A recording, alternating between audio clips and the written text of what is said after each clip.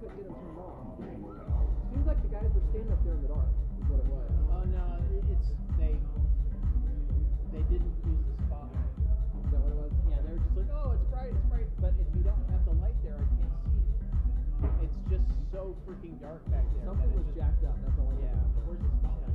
Do you figure that out? That one. Oh. And it's controlled off of the. You know how to do that? I don't know. It should be that cool. Okay, I'm gonna have to show you. Yeah. And go ahead and try that.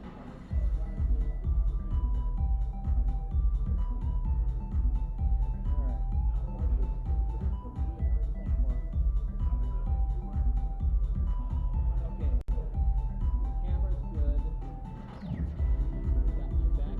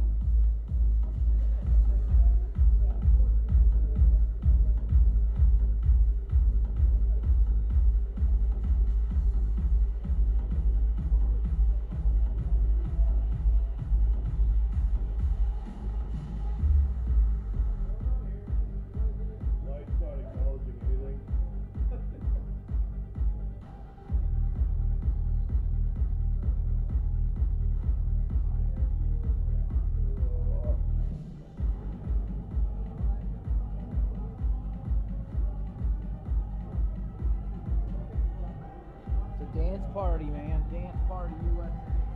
Yeah. Red light doesn't work.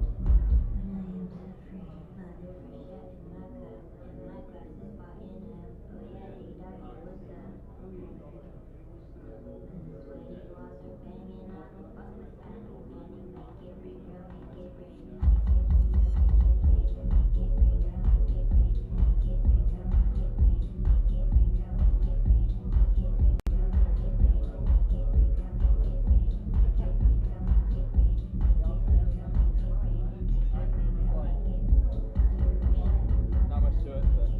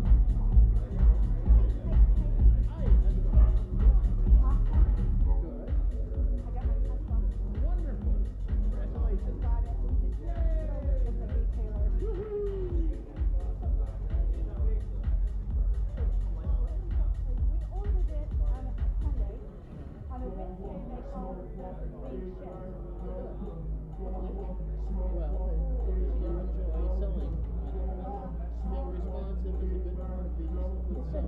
Yeah, but most of the time people like Yeah. They, in other words, they had them built already.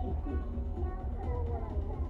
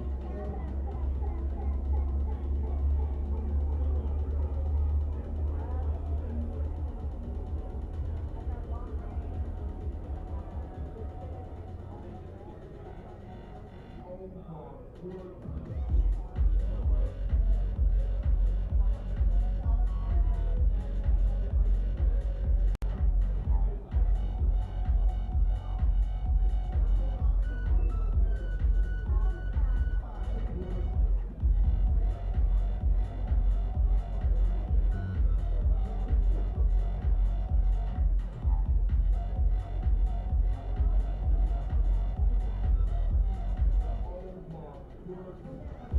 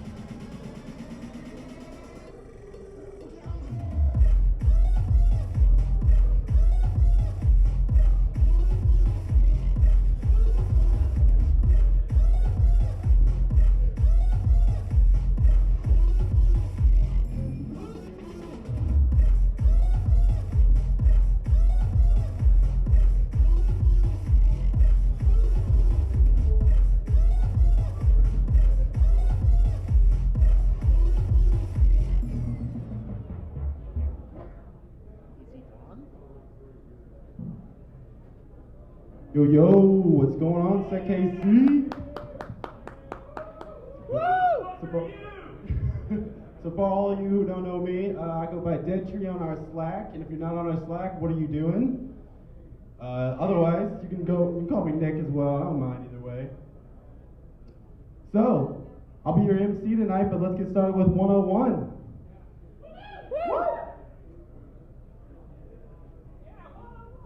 Yeah.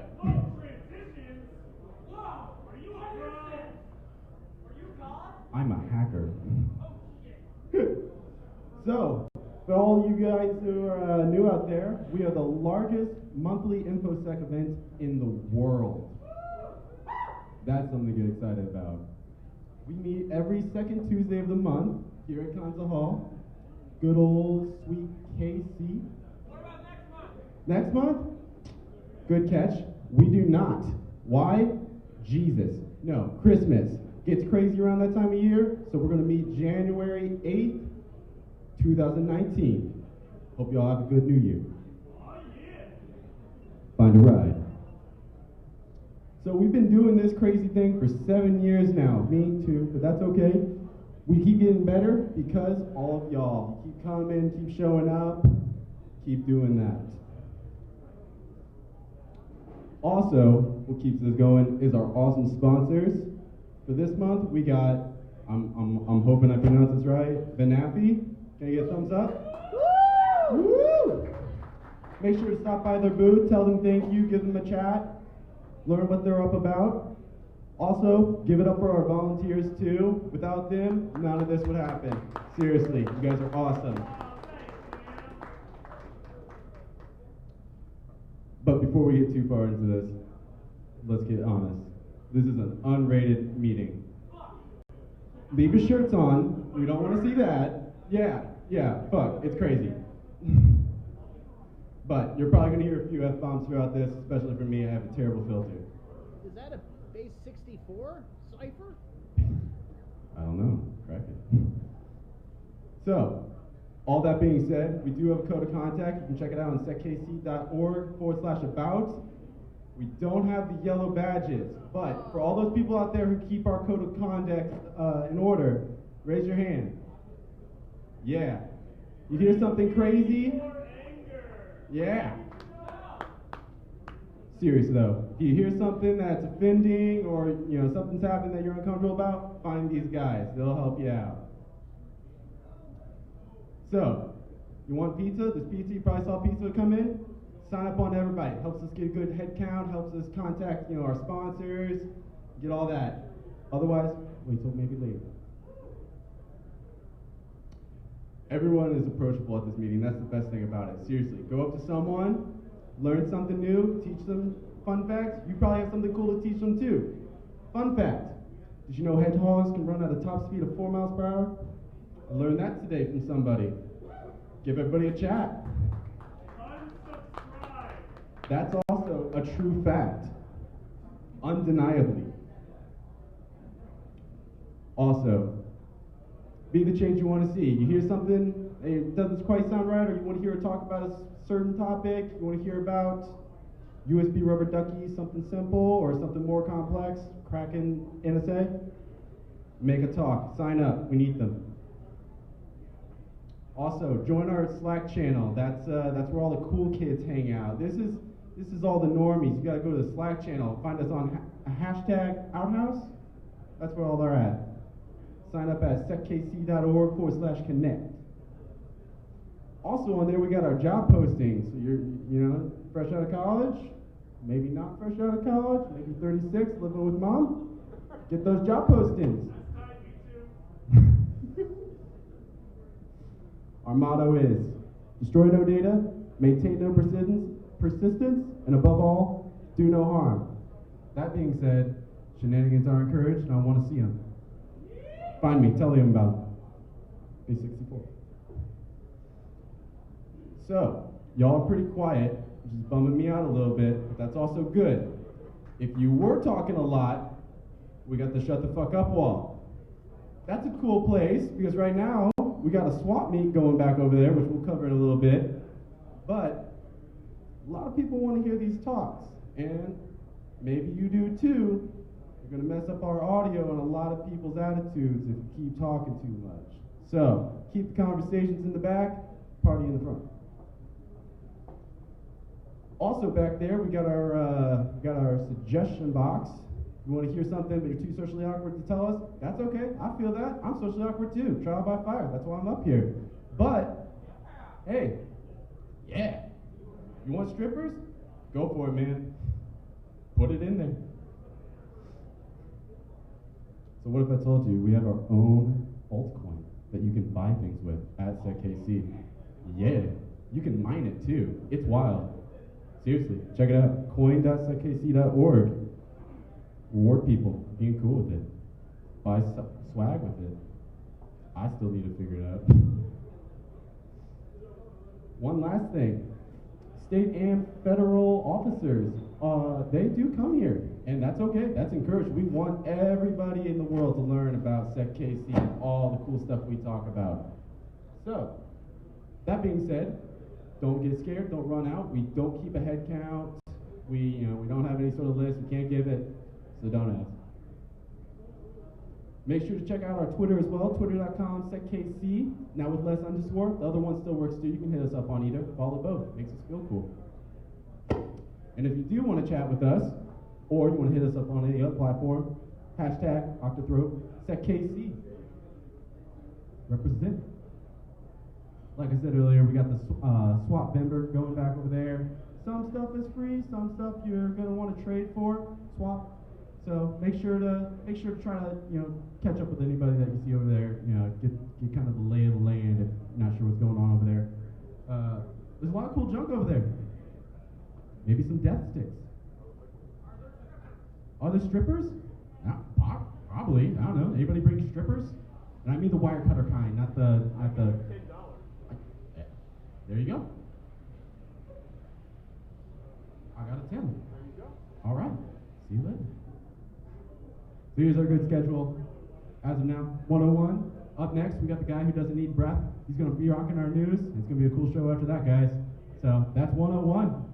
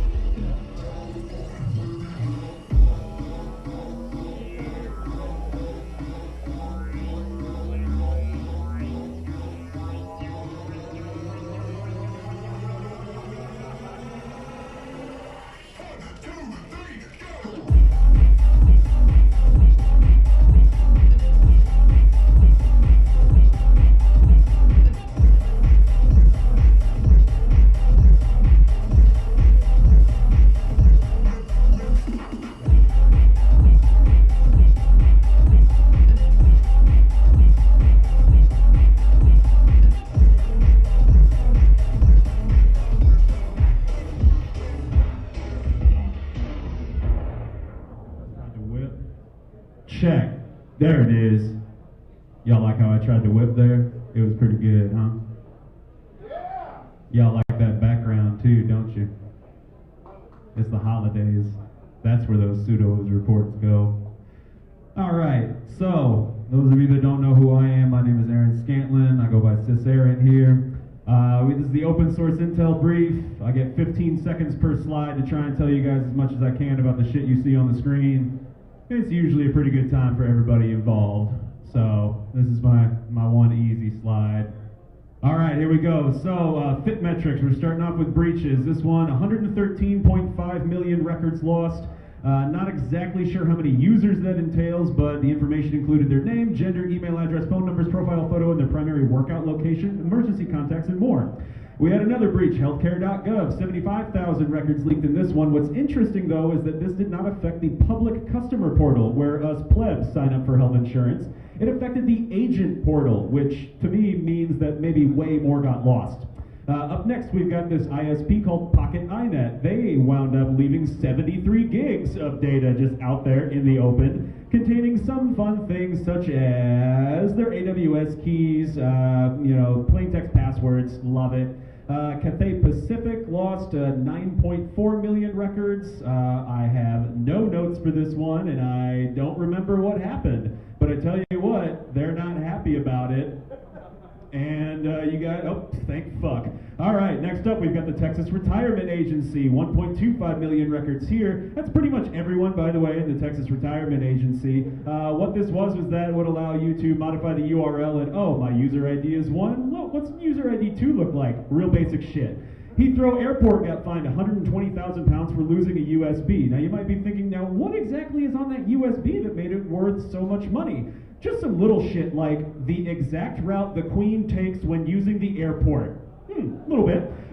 This MageCart group that has been making a lot of attacks. So this most recent one is on a group called Shopper Approved, or a collection called Shopper Approved. They basically provide ratings pictures for websites with checkout links. So again, third-party code infection. Hopefully you all saw the DoD report on how they're dealing with vulnerabilities. It's way worse than any of us are doing. Basically, they're back in about 2,000 or so as far as where they're at in security. Holy fuck, we need to help them. Maybe let us smoke weed.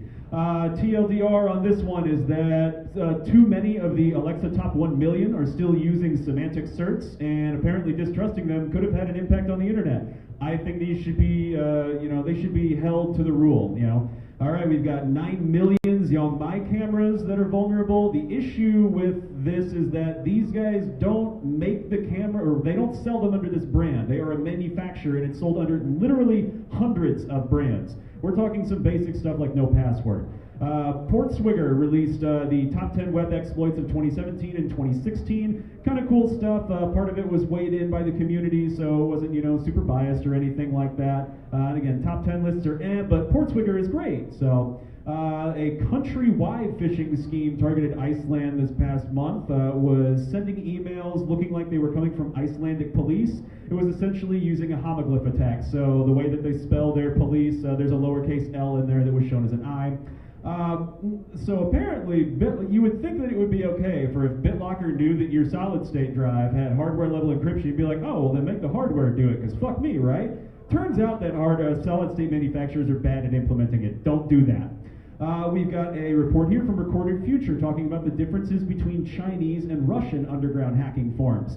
Not a lot of, actionable intel to come out of this report, but a lot of interesting information, just the behavior patterns between the two. Kind of cool stuff. Hey, a little bit of good news in here. We're retiring TLS 1.1 and 1.0 as far as as early as 2020. This is coming from Microsoft, Google, Apple, Mozilla, but of course we'll see what happens when some of the more popular sites fail to fall over and actually do something. As we all know, malicious actors fucking suck, and unfortunately, one of the opportunistic things that they did recently was compromise a water utility in one of the areas recently affected by the hurricane, so fuck them, pour a little bit out for your homies tonight. This is quite possibly just the dumbest shit that you will see all month. There was a vulnerability in libSSH. Let me just read the CVE. By presenting the server an SSH2 message user auth success message, in place of the SSH2 message user auth request, you'll get authenticated. Fuck me. A little bit more good news here. So GitHub is now doing token scanning for public repos, obviously not for private repos because it doesn't fucking matter. But the public repos, it's cool because they're not letting you do anything about it. They're telling who you had the keys for. That's awesome. We've got a new threat group out there. They're calling themselves Gray Energy, or they've been labeled as Gray Energy. They are running parallel to the Telebots group. Essentially, these are groups that are focusing on industrial control systems. So derivatives, fuck me. Twitter has actually published a set of tweets that were purportedly coming from the Russian and Iranian campaign influence tactics. It is all out there so that researchers can attempt to kind of crunch that data and learn some things from it. Super cool. We've got the FTC here giving us an announcement on charity scams. So again, it's tax season at some point. We see tax scams. Holiday time, we see charity scams. Hopefully not a lot of us would fall for that, but please educate the people around you. Again, we're supposed to be the industry professionals here. So in case you missed it, Bloomberg reported on an alleged supply chain attack against Supermicro. The reports allege that multiple big-name companies, such as Amazon and Apple, were using these systems. Big-name companies respond, LOL no. Bloomberg doubles down, LOL yes. And at this point, Supermicro says, all right, we're looking into it.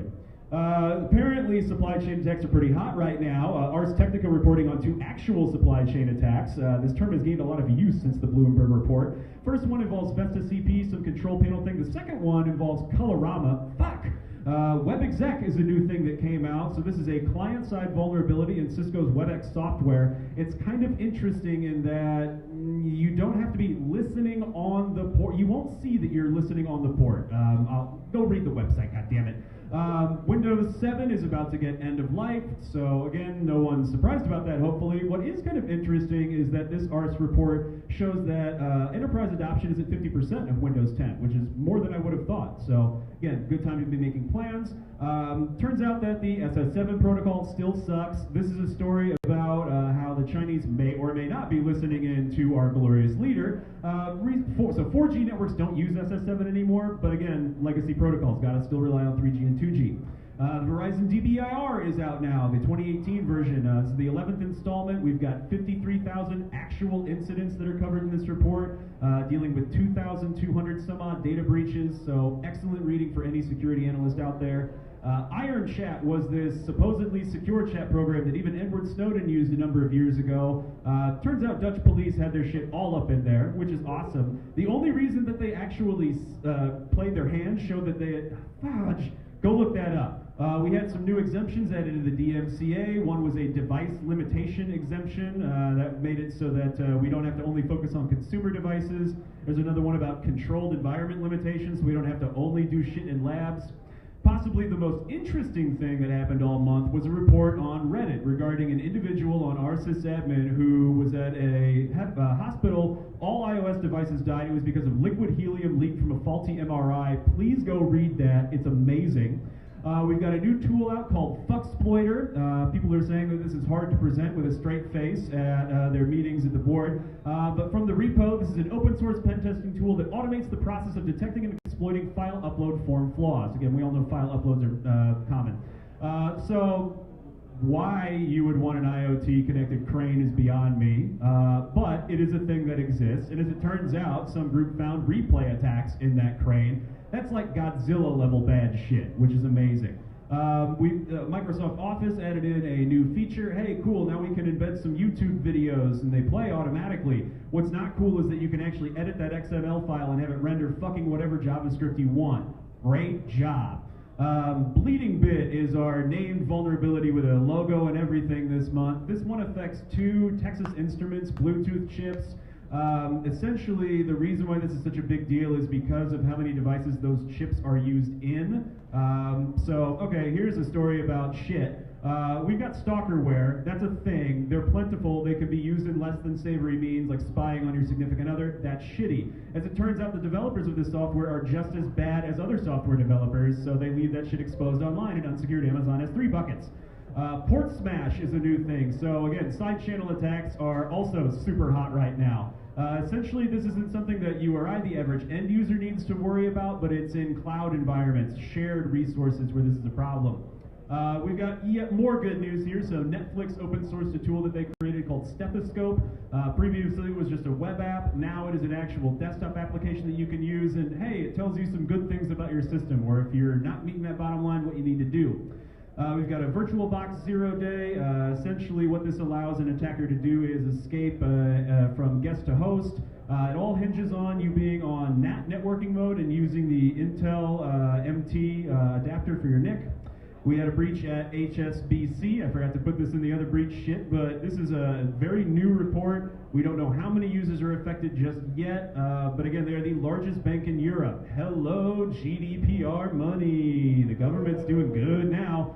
A few weeks ago, the military cyber affairs researchers from the U.S. Naval War College and Tel Aviv University both wrote about some theories on BGP hijacking over in China.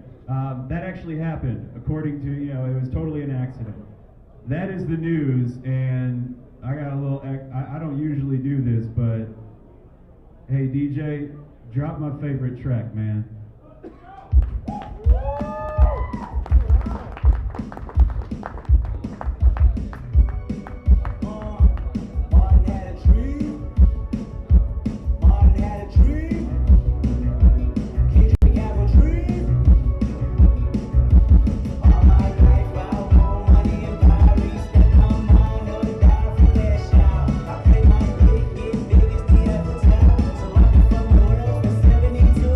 Got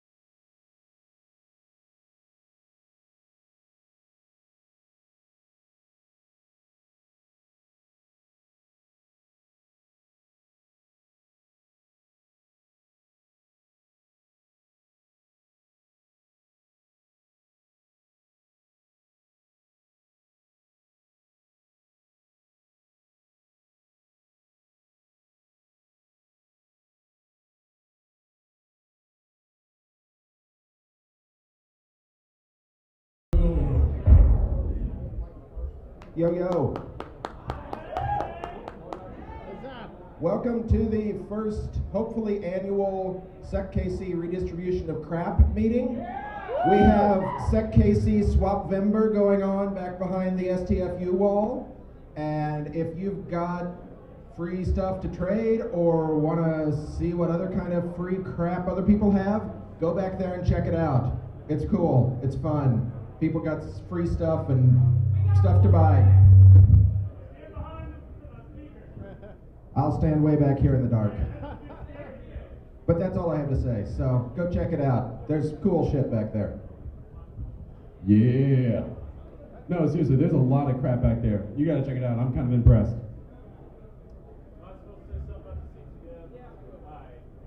We got something cool in development. I'm gonna have Aaron hop up here.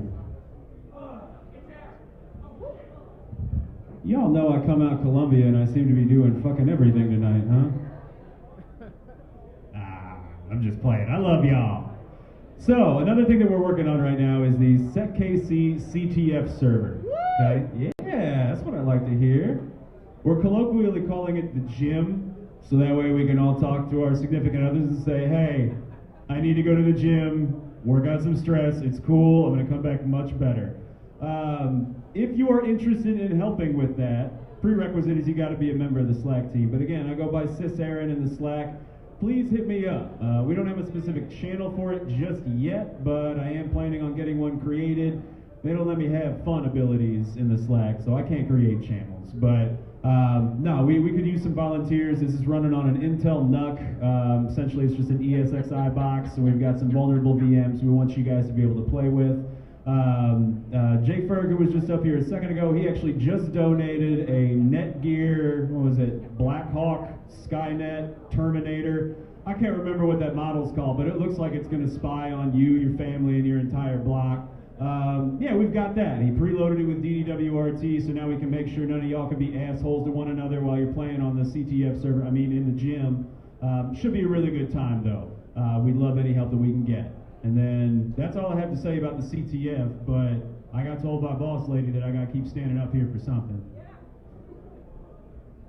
I like that you call me boss lady. Hey everybody, Aaron is wearing one of our sick new SecKC hoodies. If you could please go up front and model for everybody. So if you like these, I think Swag's taking pre-orders. I don't know, somebody just told me to get up here and show off the hoodie. So if you like these, we're ordering more. I go from trashy to classy. Look at that. Now I'm done doing hood rat shit with my friends. I can go into the meeting room. I can tell them about all the shit that's fucked up. And then I can go back out to doing hood rat shit with my friends. Also, it's got little thumb slits. Because that's how real people know you hack it. You put your hood up, which then reveals that you are a hacker. And you got your thumbs through your little thumb slits, and everyone knows you're popping shells like a motherfucker. It's great. Yeah, so if you want to keep your pinkies warm while you're hacking, I'm just going to go ahead and say something in general if you're interested in pre-ordering one of these, or I don't know if there's a swag guy here tonight. It's too bright. Yeah, so on to things I do know about, actually. The B-Sides KC CFP is open. Everybody wants to give dope-ass talks, right? Yeah!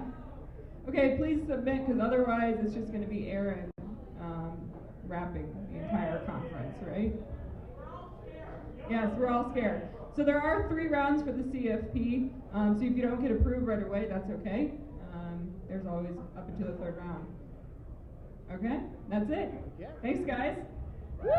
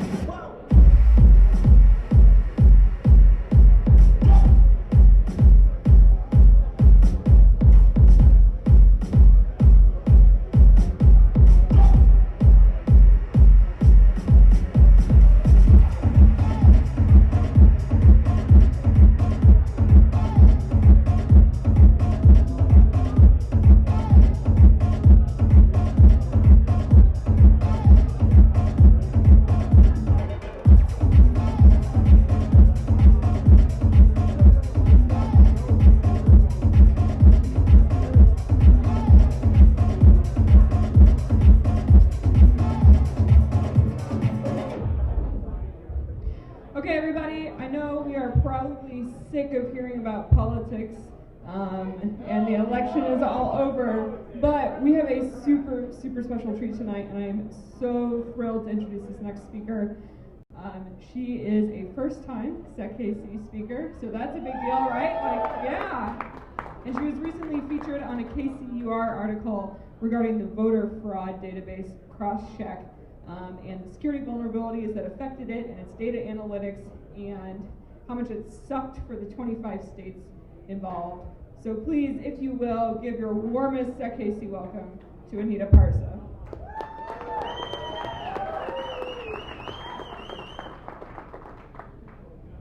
Hi everybody, I cannot see anyone out there. Feels really weird. Hey, so I wish I had known about you all a year ago, because it would have made this process a lot easier, because when I got some of the information I got during this process, I really didn't know where to go. I didn't know you all were here in Kansas City. My name's Anita. I just sort of stumbled into looking into CrossCheck because I read an article back in 2016 when everybody in the world is kind of worried about Russians trying to hack our voter databases. Did they interfere with the results of the election? Yada, yada, yada. I wandered across an article that was about a Kansas program called CrossCheck. It's run out of Kansas, paid for by Kansas, run by our Secretary of State, Chris Kobach. The idea of the program is they take voter data from however many states want to send it. At its peak, it was about 30.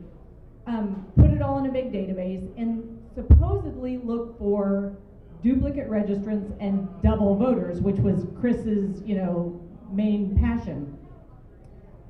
So the complaint in this article that I read was about how CrossCheck is a voter suppression tool. It's this massive thing to prevent people from voting, specifically aimed at people of color.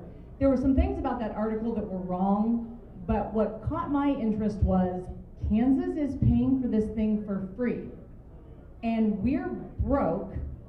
We're not particularly good at data security in terms of the Kansas government. I don't know if you guys know this, but in the Kansas House and Senate combined, there are 2 guys, both in their 60s, who have any kind of tech experience whatsoever. They're former programmers, so we really don't know what we're doing in terms of data analytics, data security, or whatever. So I started looking into it just to see, what's going on with this article, why are we paying for it? As it evolved, I realized that I was asking the wrong question. My first question was, why are we paying so much for this?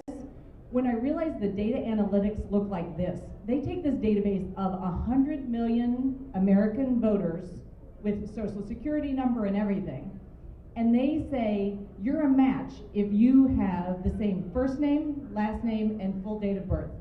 They completely ignore social security number. So every John Smith in the country has somebody else who shares his date of birth. What finally occurred to me is the same geniuses who decided that that was a match designed the data security for the 100 million voter database. So I started digging into what kind of data liability insurance we have. Is Kansas liable if this thing is hacked?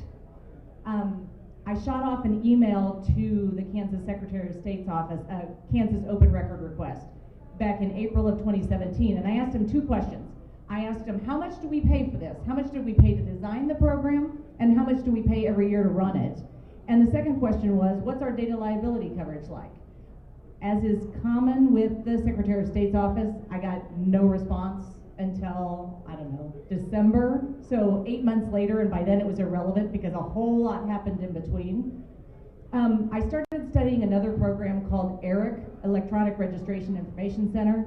They had like a $2 or $3 million startup budget to develop good data analytics and good data security.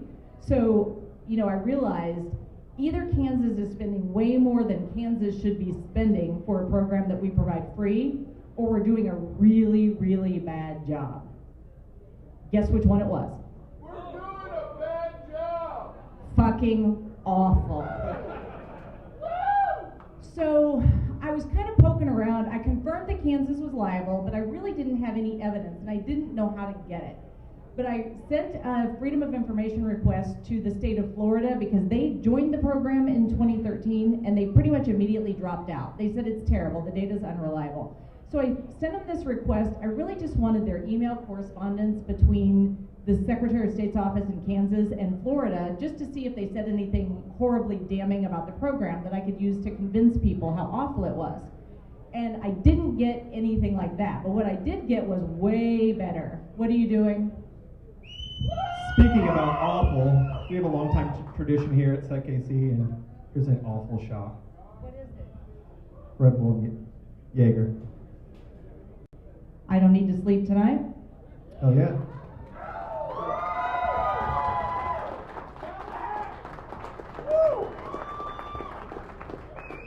That was disgusting. I can't even remember what I was talking about. I'm drunk already. Okay, so I get these files back from Florida. Now, I was a programmer back in the 80s. Pre-internet, COBOL, exactly, COBOL. And my tech experience expired somewhere around 1989 when I left it to get my MBA in marketing. So you guys, I don't know the tech part of what we discovered, but I knew enough to know it was really, really bad. So they sent me two things. The first was an email attachment that includes all the private data for 945 Kansans, just as an email attachment. First name, last name, date of birth, their address, social security number, all of it. Somebody got their hand up to ask a question? Yeah, sure. Exactly. So it's not encrypted, there's no password, it's nothing. It's just an email attachment they sent me. Kansas had sent that to Florida in 2013, where it sat in their email until 2017 when they sent it to me. Supposedly all 945 people were double voters, but given how great Crosscheck is, guess how many of them were? Zero, not one. Every last one of them's a false positive because Florida didn't provide their social security number to the system, so every last one of them was a mismatch on social. It was just a bunch of John Smiths and David Smiths and whatnot. So I saw that and I realized that not only was there a risk when they're transmitting the data from the state of origin to Kansas to build the database and then back to the state, but what they do with it afterwards continues to put all the voters at risk. And again, we're talking about 110 million people who were thrown into this system. So that file, a couple things happened. It confirmed my hypothesis that Kansas was in a world of hurt if this thing got hacked, because Florida got in trouble for sending me the file. Once I finally got the press to write about it, got it covered, Florida copped to the fact that yes, they had done it. It cost them about $100,000 for 945, the release of 945 voters' data. Yeah, no, I'm not giving it to you, and I did not bring my computer here tonight sitting out in my car and protected. Fuck. Anyway. Okay, anyway, maybe I should not be talking about information security right now. Anyway, so we got the data to the press, they released it, Florida admitted they screwed up, they paid these people for their LifeLock or whatever. Kansas said, had nothing to do with Crosscheck, wasn't a hack, it wasn't Kansas' fault, it was Florida's fault. So no responsibility, in no way did they say, oh yeah, we have this responsibility, we're taking control of private data for 100 million people, we really ought to have our act together. No, they suck. So it was cross-check data, it was an excerpt from the file, it came from Kansas, and you can quibble about the definition of a hack, but it was data that should not have been released to the public, and it was. So I don't care what you call it, it shouldn't have been out. So the ACLU has now filed suit against Chris Kobach about this release of data. We're hoping to make it a class action suit. So on a Saturday night, I'm calling some guy from the file like, hey, this is kind of weird, but like I've got your social, and can I explain to you? He's a neighbor of mine, he knows some people we know, so he's the named guy in the suit. It's Scott Moore, really nice guy, I've never met him, but he agreed to participate in this thing. So that's one thing that happened that I got in that Freedom of Information Act. The other thing was, so they emailed the encryption password over plain text email not only to the states participating, but to like 40 or 50 other people. Now, the one I got was the 2013 one, so there's nothing I could do with it, but it certainly suggested how sloppy they are, right? Terrible. So I wasn't sure what to do next, but in the intervening months, since I had been looking at crosscheck, Kobach had been named the chair of that bogus crap-ass Presidential Advisory Commission on Election Integrity, which was really his search for 3 million fraudulent voters so that we could claim that Trump had won the popular vote. Yeah, exactly. Yeah. So, and Kobach did his normal masterful performance on that commission, and it disbanded within 6 months under a fire of lawsuits. But the good thing that happened was because he was named and he asked every state for all their private data, and nearly every state said, fuck you, and didn't send it, it raised a lot of attention on the fact that Kobach was running crosscheck and already getting data. I spent about 2 days and like 7 million tweets. Everybody who was complaining like, no way should my state send data, I would say they're already sending it, and they have been for a decade. No one knows this is happening. This whole crosscheck thing is like completely not transparent. There's no reporting, there's no public accountability. It happens like in a little back room, you know, in the Secretary of State's office. 90% of the Kansas state legislators that I talked to had never even heard of it. When I called them up, like, hey, I'm worried about this crosscheck thing, and like it could bankrupt Kansas, they're like, what? The what? So we get the encryption password. I don't know what to do with it. The Integrity Commission has created a lot of kerfluffle. So some guys in Illinois also started saying, why are we sending this data to crosscheck? And they were separately from me working on trying to bring the thing down. So I joined forces with them. So I'm on a conference call with them, and I tell them, I've got this file, and I got the encryption password, and what do we do with this? Because they were back on, remember I told you about the original article, and it was all about voter suppression and racial bias, and not that that's not important, but it doesn't open a lot of doors of the Republicans who are making the decisions in Topeka. And so I said, I think there's a lot more power in the narrative of they're really playing fast and loose with this data than there is in trying to prove this voter suppression thing. We have no evidence that's even happening, and in fact, I don't think it is. So these guys are like, you got the encryption password? Yeah. So the next day, a whole lot of Freedom of Information Act requests drop to a bunch of states that are involved. And within like 2 weeks, we have the encryption passwords for every year. We have the IP address. We have evidence that the FTP server they've been using for this, that for years, for a decade, they've been calling a secure FTP, is in fact not a secure FTP. They're sending all of this stuff over plain text email to like 80 people when it should be maybe 30. And they've basically done everything except, you know, hand the information to hackers. And again, this is 110, I think at its peak it was 109 million Americans' information managed by Kansas. So, I mean, it's so dumb. So, and this is when it would have been great to know you guys existed, because we were like, yeah, now what do we do? Luckily, the guys in Illinois knew some people, and they got a hold of Del Cameron at Gizmodo, and Del got in touch with 3 or 4 white hat hackers who looked at all of this. And I don't know if any of you guys read the article, it came out in November of last year, that said that his bogus voter fraud program could have been hacked by a novice.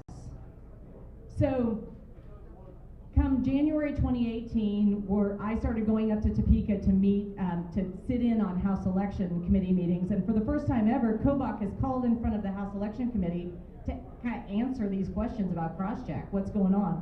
The states, meanwhile, who are involved, got scared because they all heard about this, and they're like, why are we sending our data to this guy? He can't keep it safe. There's no attempt to keep it safe. So in January in Topeka, I'm in the room when Kobach says, yeah, they say it could have been hacked by a novice, but come on, they didn't hack it. It would have been a felony, first of all. We didn't try to hack it. We tried to show how easy it would be to hack it. I mean, I'm pretty sure somebody could if they wanted to. Oh, yeah. So he says, no worries, I'm gonna spend $20,000 and I'm gonna completely revamp the data security to protect this. Does 20,000 sound good? I don't know. Do you guys think that sounds pretty ridiculous to protect 100 million voters' data? What? Yeah, hell no is what I thought. So, and think about what could be done with this data. Aside from just like stealing people's private data, if you really, really wanted to fuck with an election, and let's say Indiana has a law, and it does, that the only information they need to strip somebody out of their voter database is that they were identified by cross-check as a potential duplicate registrant. Remember, that's based on first name, last name, and date of birth. So let's say that somebody got a hold of the Indiana results file and messed with it so that all of the pick your party, whoever you don't want to be able to vote, all the Democrats now look like they're double registered and they get dropped from the vote. You now have made sure that they can't vote and you've manipulated the election. Yeah, exactly. I mean, you could mess with all sorts of things. You could change somebody's middle initial. Yeah, exactly. So there's all sorts of malfeasance that could happen in addition to identity theft. And, you know, at a more basic level, anything that affects the voting rights of 100 million Americans should not be in the hands of one highly partisan state with no oversight whatsoever, with no ability to protect the data, with no integrity at all. So anyway, Kobach's like, yeah, I'm gonna fix it. Well, he didn't ever fix it. He also never announced to the public that there was a problem in any way. Somehow or another, and I don't know how, DHS got involved and they came in to review what his new data security was gonna be. And 2018 is almost over. They run cross-check. I should have said this. They run it once a year between February and April. It never ran this year. It got shut down. But the whole, yeah, exactly. So it didn't affect the midterms at all because we shut it down. But, you know, that son of a bitch, sorry if anybody loves Kobach, but he never admitted that it didn't run. He never admitted that he screwed it up. He never admitted the problems in any way. It was all like, oh, he said literally, I don't concede that there's a problem. Whatever. He couldn't run it. He said, I'm going to take this program under my wing. And, you know, a couple years later, 8 states had dropped out because the data is terrible. Another couple states said they aren't going to send any data anymore because he can't keep it safe. So here we are. We did not elect Brian McClendon as Secretary of State, which would have fixed all of this. Instead, Kansas elected Scott Schwab, who vows he's going to continue cross-check the way Kobach did. We don't know if he's going to be able to. We don't know if states will send the data. We don't know if he has the money to fix the election, data security to protect the data. We really don't know what's going to happen next year. What we do know is we have the opportunity with different leadership at the top in Kansas. Like, for example, if the governor of Kansas passed an executive order, wrote an executive order that said, you can't do this unless there is data liability insurance, maybe we could shut it down again in 2019. One thing that happened in 2018 when we were meeting with the Kansas legislature is we got a Republican to write a bill that said to require data liability insurance because we have none. We're covered by the Kansas Tort Fund, which has, I think, $200,000 in it, which would touch, what, a release of like 2,000 names or whatever based on what happened with Florida. The data liability law, it was super simple, that's all it was. This thing has to be protected by insurance coverage. A Kobach crony got a hold of that and pocketed it. It never got heard. So we're still completely unprotected if this program starts up again in 2019. Still just wide open for anybody to attack unless suddenly the same people who designed something where the FTP is not secured and the encryption passwords are being sent all over town suddenly become experts in data security. Kansas is vulnerable. I think we calculated if the entire file were hacked, we're talking about $1 billion of liability for Kansas, which would bankrupt the state. So we're hoping to shut it down again permanently. Kansas could use this other program called ERIC, which is excellent. Every other state could use this other program. Kansas really has no business running a voter registration database. So, I can't tell you guys a whole lot about the super technical part of what we found, but I can connect you with anybody who was involved in doing the analysis, and I can, point you to the details and the data on our websites. If anybody has questions, I'm happy to answer them either up here or back over there, but I will not do any more shots.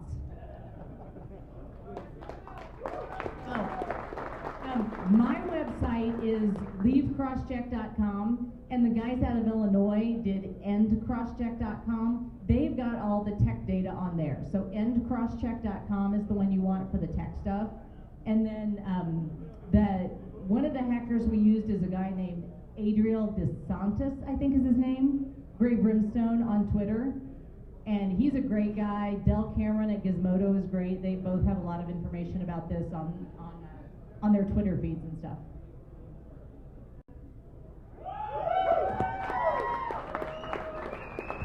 Give her another hand, guys. First talks are scary. She crushed that.